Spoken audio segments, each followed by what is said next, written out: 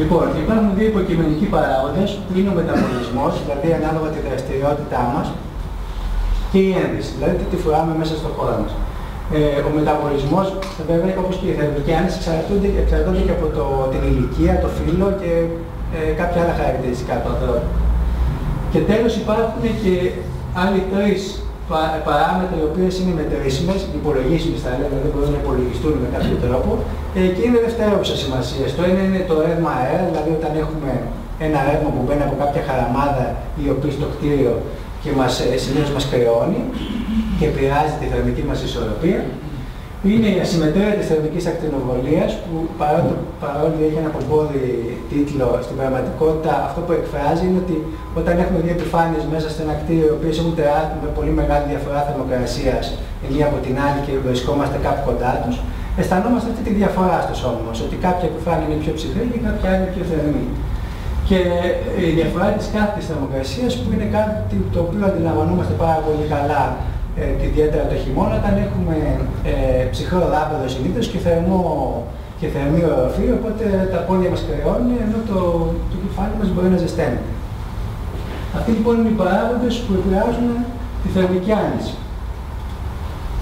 Οι συνθήκες για τη θερμική άνεση, όπως εκφράζονται από τα περισσότερα διεθνή και ελληνικά πρότυπα, και αυτό είναι βέβαια ενδεικτικό, δεν είναι απόλυτο, είναι να έχουμε λογικές θερμοκρασίες μέσα στην κατοικία μας το χειμώνα, 20-24 βαθμούς. Το καλοκαίρι η θερμοκρασία μπορεί να είναι κάπως υψηλότερη, 22 με 27. Η υγρασία καλό να διατηρείται σε μέσα επίπεδα μεταξύ 40 και 60%. Θέλουμε σχετικά χαμηλή ταχύτητα του αέρα μέσα στο χώρο μας, χωρίς βέβαια αυτό να αποκλείει ότι μπορεί να ανέβει πάνω από μισό μέτρο το δευτερόλεπτο, ιδιαίτερα το καλοκαίρι που θέλουμε να εξατμίζει το υδρόντας από πάνω μας και να αποβάλουμε θερμότητα, και προσπαθούμε να διατηρήσουμε τη διαφορά της κάθετης θερμοκρασίας κάτω από τους 3 βαθμούς, δηλαδή να μην έχουμε τεράστια διαφορά, το οποίο βέβαια το χειμώνα δεν επιτυγχάνεται πάντα. Ας ξεκινήσουμε συζητώντας τώρα πώς γίνεται η μετάδοση της θερμότητας μέσα στο κτίριο, ξεκινώντας από την κύρια επίδραση προς τον άνθρωπο, που είναι με βάση τα στοιχεία του κελύφους. Το κέλυφος είναι ουσιαστικά το περίβλημα που έχουμε γύρω μας όταν είμαστε μέσα σε ένα χώρο. Γιατί η αλήθεια είναι ότι είναι το κτίριο το οποίο καθορίζει συνήθως τη θερμική άνεση και μετά περνάμε στα άλλα συστήματα που μπορούν να εξυπηρετήσουν αυτή τη λειτουργία. Λοιπόν, το κτίριο, όπως είπαμε, συνήθως έχει μια μεγάλη θερμική μάζα. Όταν το κτίριο είναι κρύο και προχωράει ο καιρός ζεσταίνει, ας πούμε, είμαστε στην περίοδο της άνοιξης και προχωράμε στο καλοκαίρι, αυτό που συμβαίνει είναι ότι το κτίριο αρχίζει και προσλαμβάνει θερμότητα από το περιβάλλον, την οποία και αποβάλλει τις νυχτερινές ώρες όταν δεν υπάρχει ηλιοφάνεια. Με τον ήλιο και τη θερμοκρασία του αέρα προσλαμβάνει τη θερμότητα. Όσο ζεσταίνει ο καιρός, το κτίριο προσλαμβάνει θερμότητα, αλλά δεν μπορεί να την αποβάλει πια προς το περιβάλλον και έτσι αρχίζει και υπερθερμαίνεται. Όταν βέβαια έχουμε ένα καλύτερα μονομένο κτίριο, δεν συμβαίνει αυτό το φαινόμενο της υπερθέρμανσης. Αντίστοιχα, όταν αρχίζει και έρχεται φθινόπωρο και μετά χειμώνας, το κτίριο αρχίζει και αποβάλλει τη θερμότητα.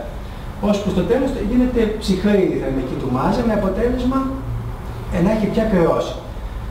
Αντίστοιχα, αυτή η θερμότητα μεταδίδεται και στον εσωτερικό χώρο με τους τρόπους που είπαμε και πριν, δηλαδή κυρίως με συναγωγή, δηλαδή το κτίριο, τα δομικά στοιχεία ζεσταίνουν τον εσωτερικό αέρα, με ακτινοβολία και λιγότερο βέβαια με αγωγή όταν είναι, ας πούμε, κάποια αντικείμενα που πάνε πάνω στους τοίχους ή στο πάτωμα. Οπότε σε μεγάλο βαθμό η μεταφορά της θερμότητας εξαρτάται από το ίδιο το κτίριο. Όταν οι συνθήκες είναι τέτοιες ώστε έχουμε υπερθέρμανση ή το εσωτερικός μας χώρος είναι σημαντικά ψυχρός, αρχίζουμε να χρησιμοποιούμε τα ενεργητικά συστήματα πια. Τα ενεργητικά συστήματα εδώ τα έχω χωρίσει όχι τόσο πολύ με το συνήθι τρόπο που βλέπουμε στα θέματα της εξοικονόμησης ενέργειας, δηλαδή το πώς καταναλώνεται η ενέργεια, ας πούμε, αν καταναλώνουμε ηλεκτρισμό ή καύσιμο, αλλά περισσότερο στο πώς μεταδίδεται η θερμότητα ή απορροφάται η θερμότητα στον χώρο και πώς αποτελεσματικά είναι. Καταρχήν υπάρχει θέρμανση με συναγωγή που είπαμε και πριν. Ο τρόπος αυτός της θέρμανσης είναι ότι συνήθως με τα καλοριφέρ ο αέρας, ο ψυχρός, περνάει από κάτω από ένα σώμα, θερμαίνεται, αερώνει, ζεσταίνεται και αρχίζει και ανεβαίνει προς τα πάνω με φυσικό ελκυσμό συνήθως. Ανεβαίνει προς το ταβάνι και αντίστοιχα μπαίνει καινούριος αέρας θεωρητικά, ο οποίος αντίστοιχα ζεσταίνεται και συνεχίζεται αυτή η κυκλική κυκλοφορία. Στις κατοικίες, τα μέσα με τα οποία πετυχαίνεται η θέρμανση με συναγωγή είναι τα κλασικά καλοριφέρ με νερό, αντίστοιχα τα ηλεκτρικά καλοριφέρ, οι θερμοπομποί, οι οποίοι έχουν πολλές φορές και την ιδιότητα να έχουν και έναν ανεμιστήρα μέσα και να μεταφέρουν τη θερμότητα με βεβαιασμένη κυκλοφορία του αέρα. Τα καλοριφέρ μίκα, που είναι ένα υλικό που υποτίθεται έχει και μεγαλύτερη εκπομπή και όχι μόνο συναγωγή. Και οι σόμπες, και όταν λέμε σόμπες εννοούμε όχι ανοιχτές εστίες, εννοούμε κλειστές σόμπες. Όλα αυτά τα συστήματα μεταφέρουν θερμότητα και με ακτινοβολία, αλλά επειδή η κύρια μεταφορά της θερμότητας γίνεται με συναγωγή, τα αναφέρουμε εδώ πέρα στο χώρο που λέμε για τη συναγωγή. Και η λειτουργία τους είναι όπως είπαμε πριν, δηλαδή περνάει ο αέρας κανονικά με φυσική ροή, ζεσταίνεται, ανεβαίνει προς τα πάνω. Συνήθως, επίσης, αυτές οι μονάδες θέρμανσης ζεσταίνουν και τα αντικείμενα όταν είναι εφάπτοντες αυτά, όπως ας πούμε το καλοριφέρ του νερού, ας πούμε, ή τα ηλεκτρικά σώματα όταν τα βάλουν κοντά σε μια επιφάνεια, ζεσταίνουν και την επιφάνεια και τα δομικά στοιχεία δίπλα σε αυτό, με αποτέλεσμα να εκπέμπει και αυτή η θερμότητα και να μεταφέρει τη θερμότητα. Η δεύτερη κατηγορία είναι η θέρμανση με ακτινοβολία, η οποία έχει γίνει και αρκετά δεδομένη τον τελευταίο καιρό. Η ακτινοβολία, όπως είπαμε, είναι μετάδοση ηλεκτρομαγνητικής ακτινοβολίας από τα δομικά στοιχεία ή από τις πηγές θέρμανσης στα σώματα. Η ιδιότητα της ακτινοβολίας είναι ότι ζεσταίνει μόνο το σώμα, δεν ζεσταίνει τον αέρα. Οπότε μπορεί να είμαστε, και αυτό το καταλαβαίνει πολύ καλά, όπως θα δούμε και εδώ, σε μια κλασική πηγή θέρμανσης όπως είναι το τζάκι. Το τζάκι, η καύση του τζακιού και η μετάδοση της θερμότητας γίνεται και με συναγωγή, η οποία όμως βέβαια ζεσταίνει τον αέρα πάνω από τη φωτιά, ο οποίος όλος φεύγει από την καμινάδα και με ακτινοβολία, οπότε όταν είμαστε πια κοντά στη φλόγα του τζακιού αισθανόμαστε τη θερμότητα.